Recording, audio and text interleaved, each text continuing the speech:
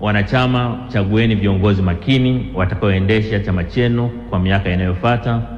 Mwapime kwa uwezo na sifa zao, sio kwa sura, makabila na dini zao.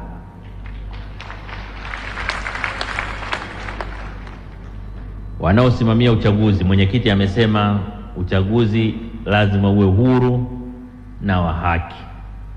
Nasisitiza hapo. Kinacholeta vurugu kubwa kwenye taasisi mbalimbali ni kupindisha haki. Kupindisha haki. Kinacholeta shida kwenye taasisi mbalimbali ni kupindisha uwazi. Kwa hiyo hakikisheni uchaguzi wenu hautengenezi malalamiko. Kila mgombea apewe haki yake.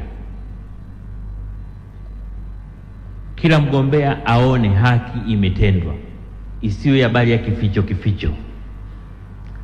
Mtu akigombea akaona kura zikihesabiwa yeye mwenyewe ama wakala wake, akashuhudia akipata kura 2, haimuumi kuliko akiambiwa kura ilibadilika.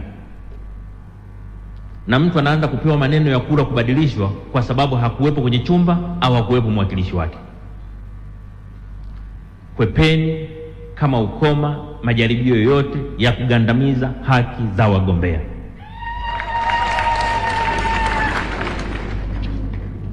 Na kwa kweli sio haki za wagombea, pia ni haki za wapiga kura. Mpiga kura akipiga kura yake ni lazima iheshimike.